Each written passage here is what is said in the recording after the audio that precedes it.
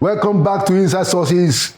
In this segment, we will have a conversation as usual on the future of Nigeria. And today, joining me in that conversation, I have a young but very prominent Nigerian politician, somebody who was there when the merger that produced APC took place in 2014, 2015, went on to become the youth leader of the party and member of the board of trustees, and eventually actually became a senior special assistant to the president in the last presidential administration of President Buhari. I'd like to welcome to Inside Sources, Barrister Ishmael Ahmed. My brother. Yes, sir. Welcome to Inside Sources. Good to see you. Good to see you again. Yes, sir. And I can see that your grade is coming up more and more. I'm no longer a youth. I'm no longer a young person. I'm a young elder. That is very true. Yes, so I moved away from being a youth. Very, very true. Thank you for coming. So we normally start the conversation around the future of the country to say that if you were to take a view of where we are now, are we moving in the direction that will lead us to that great country that all of us practically agree is the destiny of Nigeria? Well, I think that is debatable generally. I think every administration that comes tries to prioritize certain agendas that it believes would carry it to the promised land. But I think what we have failed to do as a country in general, not only governments or parties, right, is we have been unable rather to communicate effectively to younger generations or generations upcoming or to the general public in its entirety what that destination would look like. We have failed to create an image of what the Nigeria of our dreams would be like. So we keep changing what that image should be. Yeah, so that image, the vision has not been clearly communicated to the people. So there's nothing people are looking up to other than their personal, achievements or successes or freedom, and that could be whatever. Very important point. Yeah. So that has not been clearly communicated by the country in general, by anyone else, and I think there has been fits and starts. You're looking back at history, by different governments, starting from the First Republic through military juntas of different kinds, Vision 2010, there were all these kind of things. But yet, it was just a vision of different aspects of where the country should be, but there is no image of what a Nigerian dream should be, or what a person should aspire to be. Or, you meet young people and they will tell you, what do I study today in Nigeria? In the universities or wherever, or polytechnics, to be what I want to be? What is it that you are looking forward to be? What is it that would give you this job satisfaction or feeling of achievement, at a certain age? And at what age would you be able to achieve that? So I think as a country, we have not been able to clearly communicate that. So it's difficult for different administrations to clearly say, this is where we are heading to. Every administration comes, brings out certain agendas and say, this is where we are going, this is where we want to go, to be able to free this country from corruption, because those are the major issues, to free this country from corruption, from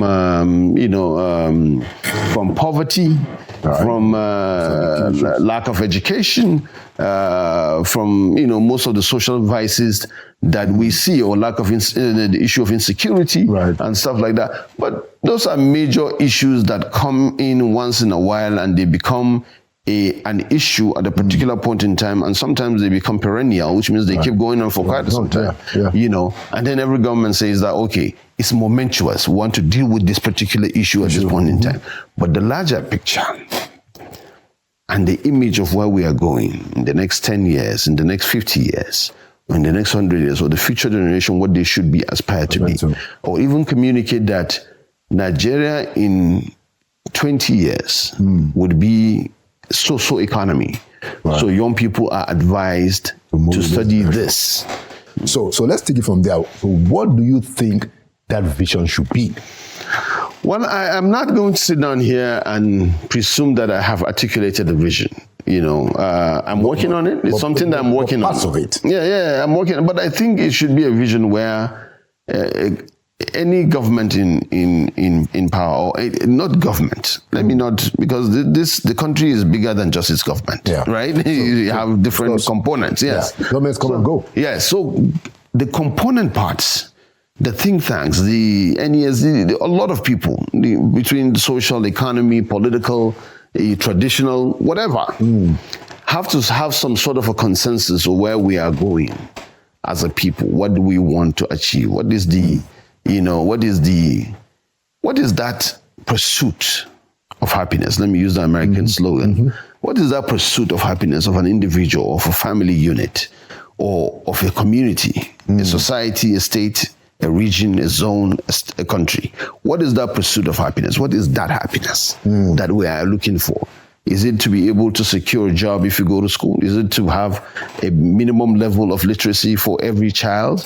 What is it that you want to achieve when you get that literacy, or when you are able to get out of that poverty? So I think we have to be able to articulate that very well. I cannot tell you that I have been able to articulate that. I probably have articulated that for myself, but that is not enough. I'm sure a lot of people have articulated that for themselves. Right. Some want to be doctors because they want to, for whatever reason. Right. I met a young man who told me that he wants to read medicine. I asked him why. Is it, he wants to help people? He said, no, because that's the easiest way to Japan.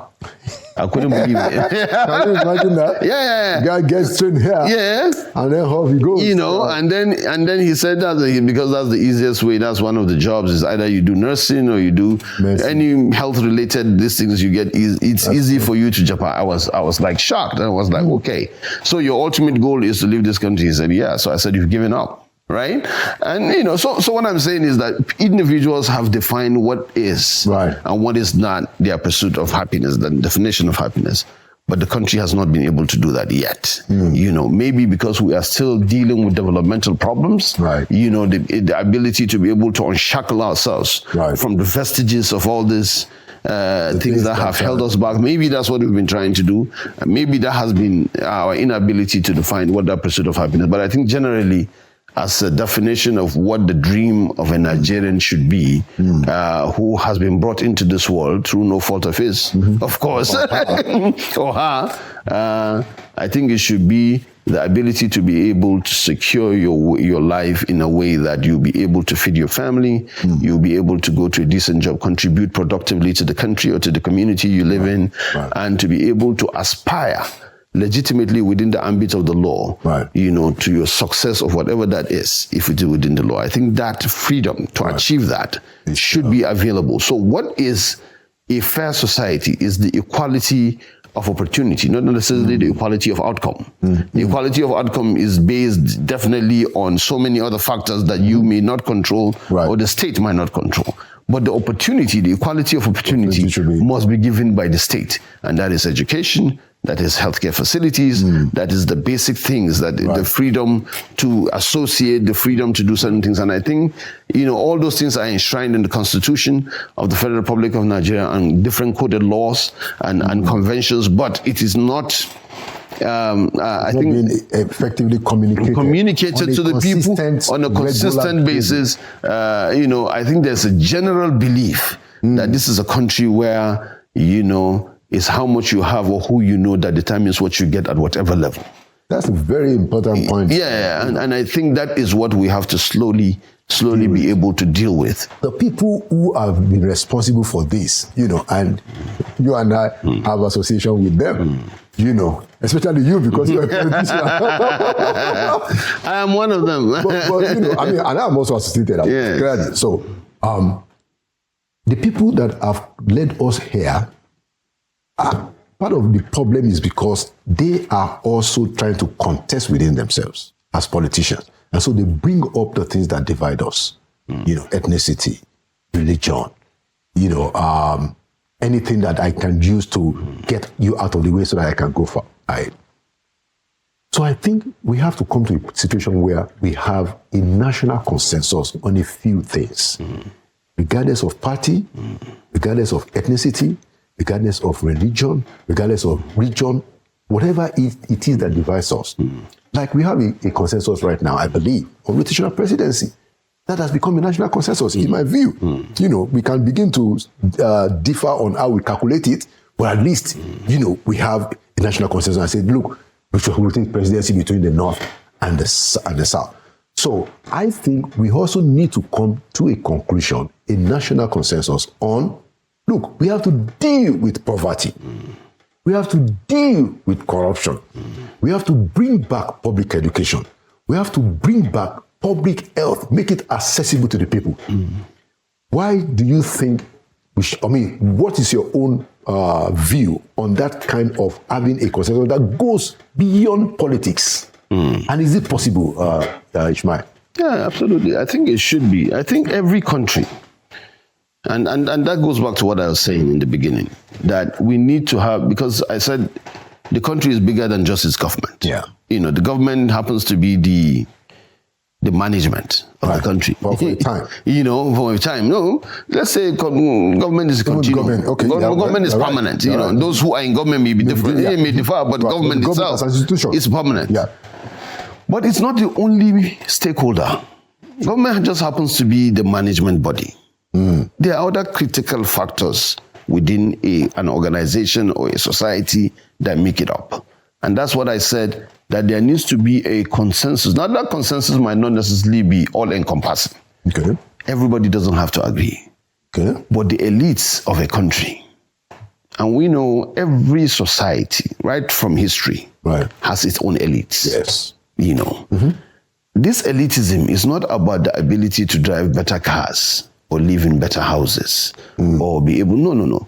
Elitism, in the real sense of the word, just basically means someone who can legitimately represent other people based on what God has given him or the talent he has been able to acquire. Yeah. It could be wealth, it could be education, knowledge, it could be history, it could be a lot of things. Right. Even if you look at the scriptures, I'm a Muslim. Right. And I know that there's no prophet that God has sent down that he did not give him helpers who are elites in that society. Rich people, educated people, people who know what they're... So people that other people look up to naturally. Right. Influencers that become his disciples or his friends that help him propagate that particular religion that he comes with. That means that there is an institutional belief and even a religious belief in elitism. It's not about appropriation of wealth to yourself, or to your family. No, that is the misunderstanding of what elitism is. So it's not necessarily a bad word.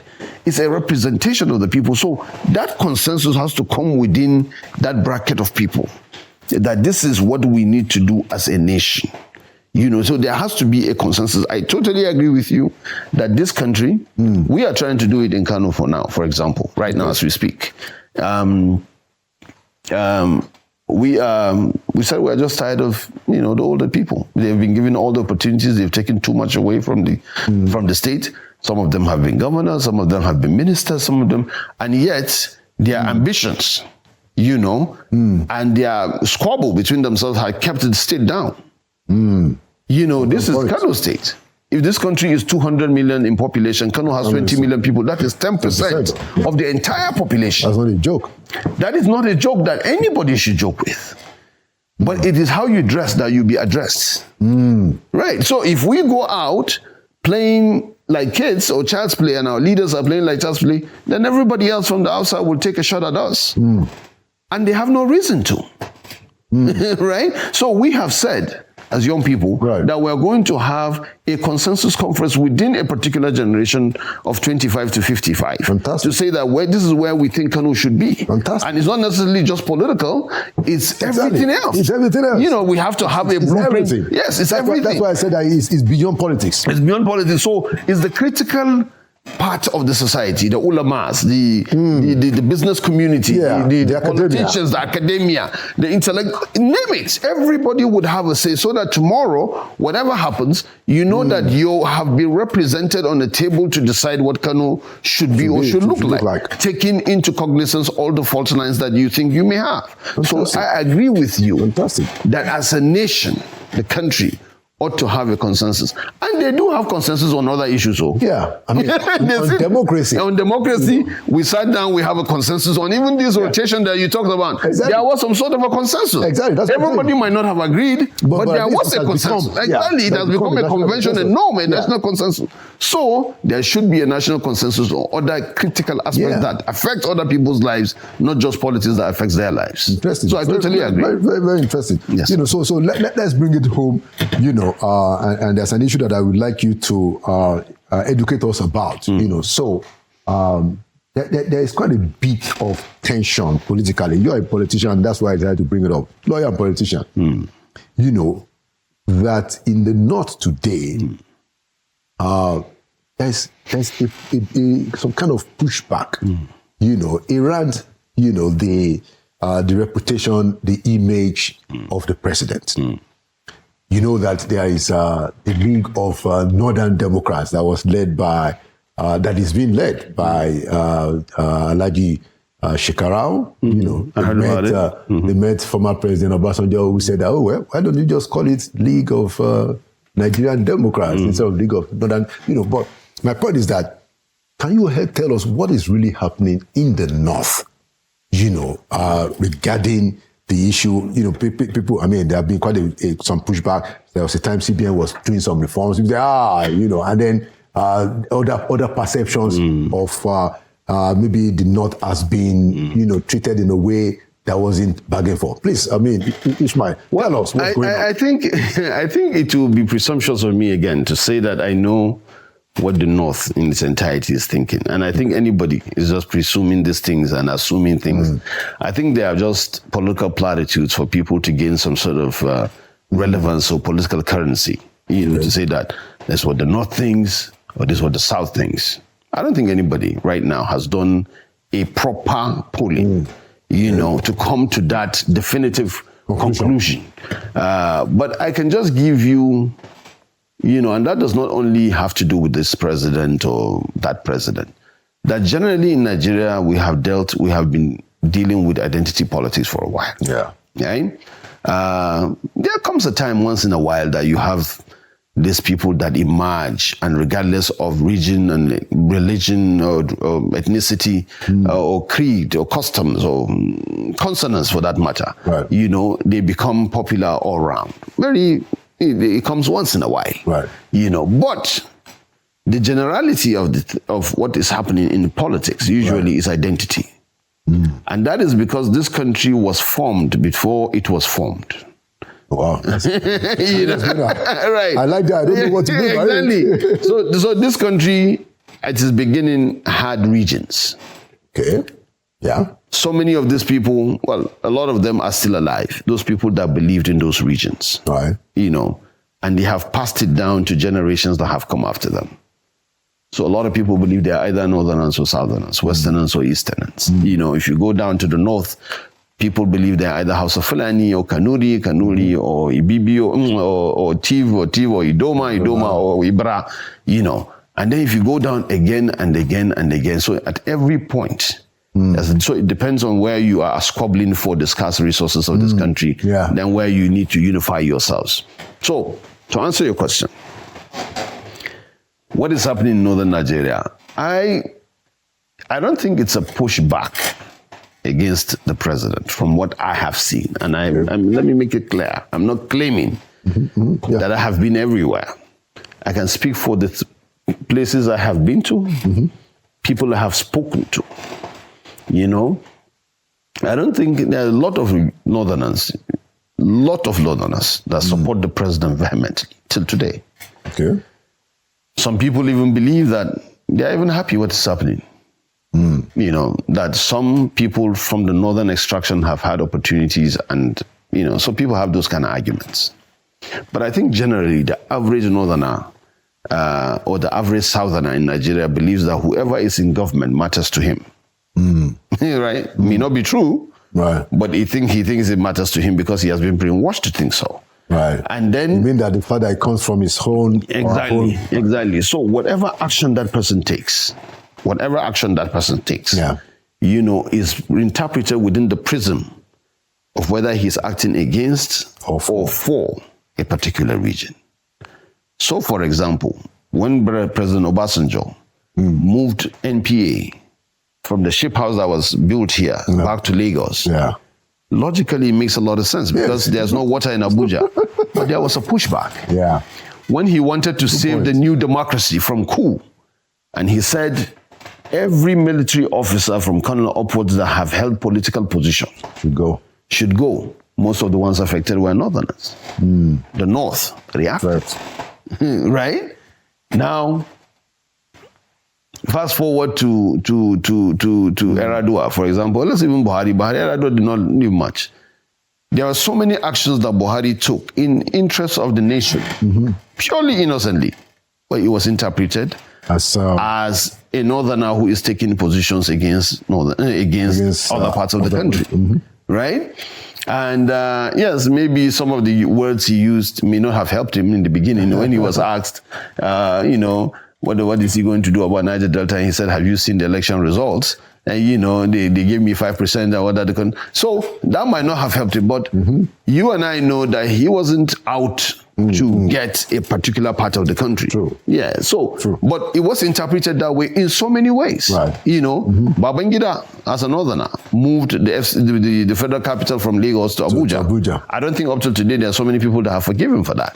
Although it wasn't his decision. No, but he actually, the physical movement, it was Murtala's decision, another Northerner. The building started Duarin Shagari, another Northerner. They moved completely. Happened in 1991 in Darin Babangida, another Northerner. So the point is, so it felt as if it was a northern move, as opposed to looking at a Lagos state that is going to get choked up, that had few land places because it was covered mostly by water. Let it be a relief. Exactly. Let it be an economic hub. Let's go to get a place that it can bigger. Exactly, so that we can keep expanding. Logical argument, but it was seen as a northern move. So basically what I'm trying to say, Laolu, is that every president would do a particular thing that it would be seen as if he is attacking another region that he does not belong to or he does not come from. Now, I have always said, and this is in informal settings, and this is the first time I'm going to say it on TV. And I might be wrong. I've always said, the Nigerian presidency is almost always about managing interests. It's almost always about managing interests. Your ability to manage an interest of all kinds that you can think of. Religious interests. Most of them contending. Yes, regional interests, class interests, all kinds of interests. Right? So your ability to manage those interests to the best, to the minimal level of friction that everybody feels included, will determine how successful you are at the end of the day as a head of state or as a president in this country. Largely, that is the case. Now, a lot of people from the North believe that they have put in all they can to get this president out, into government. And, some can argue for whatever reason. But Atiku ran, Kwankwaso ran. Those are both northern politicians, if you want to call them that. They are Nigerian politicians. I don't like calling them northern politicians. Yes, but from the northern extraction. That's fine. But yet, Ashwaju Bola Ahmed Tinubu was able to get 4 states in the North Central, 3 states in the Northwest, and then 1 state in the Northeast. Enough to actually, and with enough votes. Kano State alone, we gave Ashwaju 570-something thousand votes. That cleared the difference that Atiku gave us in the whole of the Northeast by winning 5 states. Wow. So what I'm saying is that, and now they are saying, okay, are we fully represented? The president can bring out all the list of appointments if that's what worries you, or the list of projects are what worries you, blah, blah, blah. But I think there is a sense of alienation from government, from those people, from some sort of elites in the North that they feel now that cascaded down to the average Northerners. And that happens also in the East. There's also feeling of alienation. Now, the Easterners might not be as vocal as the Northerners because the Easterners were like, well, we didn't vote for him anyway. That's your problem, right? Yeah. You know, we brought our guy. You guys said you don't want him, so, you know, you're on your own. Deal with it. You know, deal with it. But ultimately, I think the president is doing his bit. Does he need to do a bit more? Yeah. I expected the president by now, in 2 years of his office, to must have visited at least 2, you know, more states across the country, not necessarily to just commission projects, but even just to move around and see what's going on. Whenever I talk about Kano, people say I'm biased, but that's 10% of the country's population. I think the president ought to have visited Kano. You know, I think even politics aside, you know, that's 10% of the population. I think he ought to have visited Kano. I think he ought to have visited a lot of other places across the country. He has gone to Enugu this year. I like that. He needs to go to a lot more places. He needs to visit more people. He needs to be able to communicate more. He needs to be more inclusive. Not inclusive in terms of governance. I think he has given a lot of people appointments. I don't think that's what matters. I think people need to know that their representatives have access to the president. They'll be able to speak to him. And I think that once the president does that, I think it's fine. For the policies that he has taken, I don't think it's targeted towards or against any particular region. I don't think that's the case. I think he is taking, this is my interpretation of what the president is doing. And I might be absolutely wrong. I probably might even get into trouble for saying this, right? But my interpretation of what the president is doing in terms of policies is that the can has been pushed down the road for so long. And he believes that somebody has to take a decision for the country to deal with it. Now, is it politically popular? It might not be. Because change as drastic as this is dislocating a lot of people. And not only the upper class that a lot of people think. Because the argument before the removal of subsidies is that people who drive 50 cars or 5 cars, they take jeeps. Those people are still driving their cars. Because it's not them. Because it is not them. Because a person that drives a 200 million naira car is not going to stop driving it because his fuel money has just suddenly jumped from 50,000 to 200,000. He's going to put it. It doesn't matter to him. What matters is the person that was driving his talent. You know? Exactly. His Corolla. That is the person that will stop driving because now his fuel money has gone from 12,000 to 50,000. That's the person that cannot afford it. Right? So the argument then was that, okay, let's take it out, blah, blah, blah. Yes, subsidy was draining the country. And it was subsidy not only on PMS, it was subsidy on dollar as well.